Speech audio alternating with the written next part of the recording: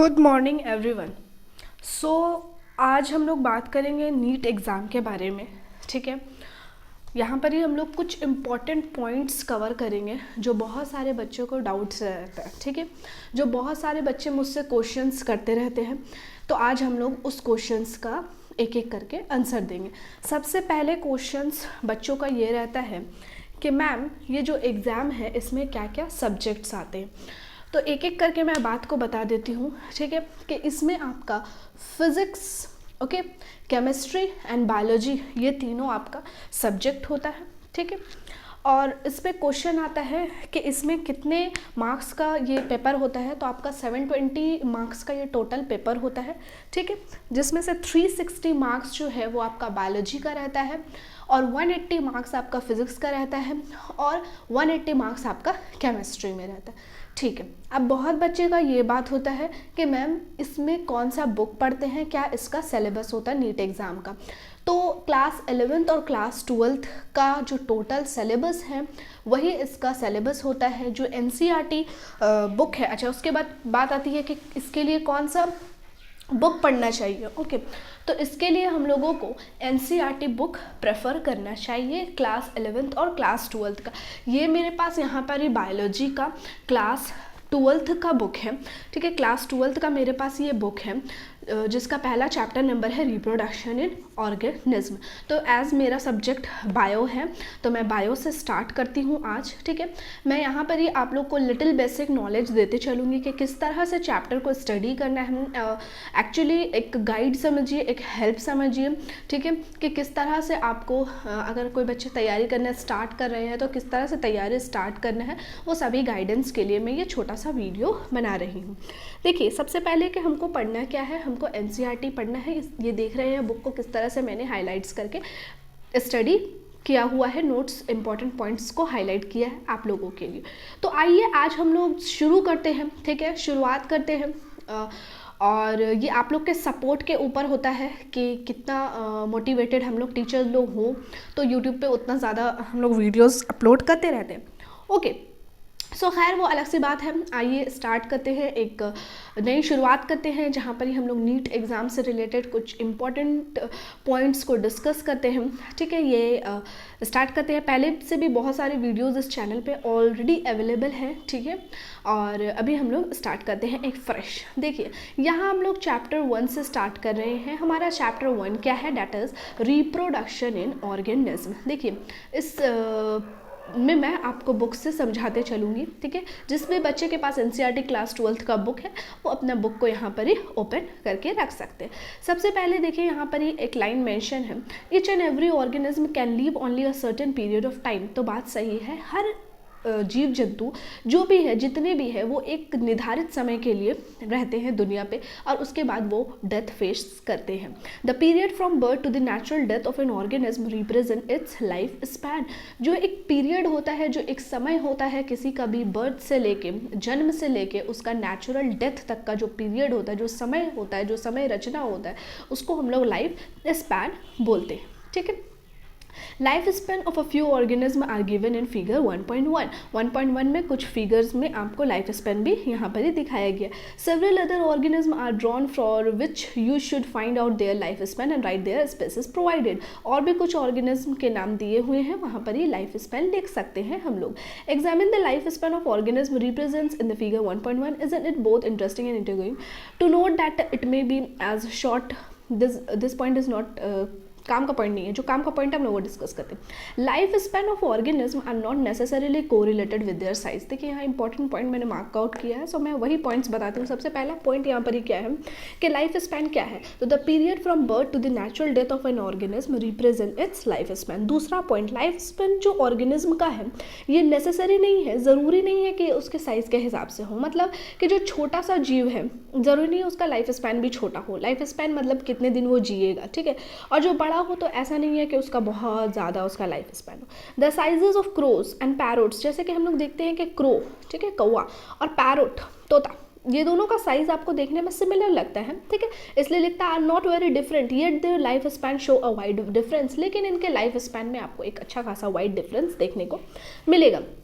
मतलब कि क्या है कि क्रो जो होता है, जो कौवा होता है, ये 15 साल तक जीवित रहता है, ठीक है, 15 ईयर्स। और जो पैरोट होता है, जो तोता होता है, ये 140 ईयर्स तक जीवित रहता है। नेक्स्ट पॉइंट यहाँ पर ही और हम लोग देखते हैं, जैसे कि similarly a mango tree has a much shorter life span as compare to a peepal tree. जैसे पीपल ट्री की हम लोग बात करते हैं तो पीपल ट्री जो है उसका लाइफ स्पैन बहुत ज़्यादा बड़ा है, यानी वो लंबे समय तक जीवित रहता है। लेकिन एज कम्पेयर टू अगर हम लोग मैंगो ट्री की बात करें तो मैंगो ट्री जो है वो कम समय के लिए जीवित रहता है। लेकिन देखने से मैंगो ट्री और पीपल ट्री एक जैसे ही लगते हैं, तो इसीलिए यहाँ पर मेंशन किया गया है कि life span not necessarily correlated with their size. तो साइज से लाइफ स्पैन का कोई मतलब मायने नहीं है ना। Third point, no individual is immortal except single cell organism. बोलता है कोई भी इंडिविजुअल हो, कोई भी जीव हो, जंतु हो, वो इमॉर्टल नहीं होते, यानी कि ऐसा नहीं है कि वो कभी नहीं मरेंगे। इमॉर्टल का मतलब कभी नहीं मरना, तो ऐसा नहीं है कि वो कभी नहीं मरेंगे, ठीक है, एक्सेप्ट सिंगल सेल ऑर्गेनिज्म। हाँ, लेकिन जो सिंगल सेल ऑर्गेनिज्म होते हैं वो क्या होते हैं कि वो कभी नहीं मरते। क्यों ऐसा होता है, देखिए मैं पॉइंट बता देती हूँ कि जो सिंगल सेल ऑर्गेनिज्म होते हैं ये क्या करते हैं, ये डिवाइड कर लेते हैं, ठीक है, डिवाइड करके ही ये 2 बना लेते हैं, ठीक है, फिर ये डिवाइड करेगा, ये 2 बना लेगा, तो जितना भी बोलो तो इसका कंटेंट इसमें जा रहा है, देन इसका कंटेंट इसमें जा रहा है, तो इस तरह का चीज़ होते जाता है। तो इसकी वजह से क्या होता है कि वो एक से दूसरे, दूसरे से तीसरे, तीसरे से फोर्थ में जाते ही रहता है, तो उसका कंटेंट मूव करते ही रहता है। इसलिए बोलते हैं कि यूनिसेलुलर जो भी ऑर्गेनिज्म होते हैं ना, तो वो ऑर्गेनिज्म इमॉर्टल होते हैं। इमॉर्टल यानी कभी नहीं मरते। तो ये बहुत ज़्यादा इंपॉर्टेंट पॉइंट है, याद रखिएगा। जो इंपॉर्टेंट पॉइंट हो रहा है मैं बताते चल रही हूँ, ठीक है। जो क्लास 12th के बच्चे हैं उनके लिए भी ये वीडियो इंपॉर्टेंट है, और जो कोई भी कॉम्पिटिटिव एग्जाम की तैयारी कर रहे हैं उसके लिए ये वीडियो बहुत ही ज़्यादा इंपॉर्टेंट है, क्योंकि सारे कॉम्पिटिटिव एग्जामिनेशन में, चाहे वो यूपीएससी का एग्ज़ाम हो, चाहे वो मेडिकल एंट्रेंस का एग्ज़ाम हो, चाहे कोई भी सिविल एग्ज़ाम हो, चाहे कोई भी एग्ज़ाम हो आर्मी, एनडीए वगैरह का, तो उसमें आपका एनसीईआरटी ही पूछता है। ओके, चलिए अब देखिए इसको आगे। नाउ नेक्स्ट पॉइंट पढ़ेंगे यहाँ पर और एक और इम्पॉर्टेंट पॉइंट है, डैट रिप्रोडक्शन समथिंग, यहाँ एक लास्ट लाइन पढ़ेंगे, there must be some processes in living organism that ensure this continuity. Yes, we are talking about reproduction. यानी रिप्रोडक्शन क्या करता है कि एक कंटिन्यूटी ऑफ स्पीसीज को मेंटेन करता है, और ये प्रीवियस ईयर मेडिकल क्वेश्चन भी था, ये मेडिकल क्वेश्चन भी था, ठीक है। क्या मेडिकल क्वेश्चन था कि reproduction that maintain continuity of species. तो इसी के साथ हम लोग का देखिए पेज नंबर 1 का सारा इंपॉर्टेंट चीज़ का डिस्कशन हो चुका है। अब घर में आप लोग को बैठ के ये पेज को एक बार रीड कर लेना है। तो आइए अब हम लोग नेक्स्ट पेज की तरफ चलते हैं, ठीक है। अब देखिए यहाँ पर ये नेक्स्ट पेज बना हुआ है, ओके। और नेक्स्ट पेज में यहाँ ध्यान से देखिएगा, figure 1.1 that is approximate life span of some organism दिया हुआ है, ठीक है। यहाँ पर देखिए कुछ कुछ का आपको लिखा हुआ है लाइफ स्पैन। तो एक बात याद रखिएगा, एनसीईआरटी जिसका लाइफ स्पैन लिखा है उसी से क्वेश्चन बना के पूछेगा। तो बटरफ्लाई का लाइफ स्पैन क्या है, 1 to 2 वीक, यानी 1 से 2 सप्ताह तक जीता है बटरफ्लाई। क्रो कितने साल के लिए जीता है, तो 15 ईयर्स के लिए। पैरोट तो 140 ईयर्स के लिए, ओके। और क्रोकोडाइल तो 60 ईयर्स के लिए, और टोर्टोइस तो 100 से 150 ईयर्स के लिए ये जीवित रहता है। तो ये जो 1 2 3 4 5 ये जो दिया हुआ है, ये आप लोग को इस पेज से याद करना है, ठीक है। मैं चीज़ें बताते जा रही हूँ, जो बच्चा सीरियसली इसको फॉलो करेगा उसके लिए बहुत ज़्यादा हेल्पफुल होने वाला है। चलिए आइए नेक्स्ट बढ़ते हैं। अब देखिए रिप्रोडक्शन, ओके। रिप्रोडक्शन देखिए हम लोग देखते हैं रिप्रोडक्शन। रिप्रोडक्शन क्या है, reproduction is defined as a biological process. पहला पॉइंट, रिप्रोडक्शन एक बायोलॉजिकल प्रोसेस है in which organism give rise to young ones, यानी ऑफस्प्रिंग सिमिलर टू इटसेल्फ, जिसमें के ऑर्गेनिज्म क्या करेंगे, अपने जैसे जीव को बनाएंगे। The offspring grow, mature and in turn produce new offspring. Offspring क्या करता है, ग्रो करता है, फिर वो मैच्योर अडल्ट स्टेज में आता है, और फिर वो अपने जैसे ऑफस्प्रिंग को बनाने लगता है। तो एक साइकिल चलते रहता है, किसका, ग्रोथ का, बर्थ का, एक साइकिल चलते रहता है, और डेथ का। Reproduction enables the continuity of the species. Reproduction क्या करता है कि किसी भी स्पीसीज को कंटिन्यूटी प्रोवाइड करता है, ठीक है। Reproduction enables the continuity of species generation after generation, और यही पॉइंट के बारे में बता रही थी, यही प्रीवियस ईयर मेडिकल क्वेश्चन में पूछा था। नाउ इसके बाद there is a large diversity in the biological world. अगर पूरे बायोलॉजिकल वर्ल्ड में देखेंगे तो बहुत ही लार्ज डाइवर्सिटी का मतलब है कि कई तरह के जीव जंतु हमको देखने को मिलेंगे, ठीक है। Now and each organism evolve its own mechanism to multiply and produce offspring. और हर एक जो ऑर्गेनिज्म है ये अपना ही मैकेनिज्म यानी अपना तरीका है इसका जीवन जीने का, ठीक है, और मल्टीप्लाई करने का और फिर आगे जाके ऑफस्प्रिंग बनाने का।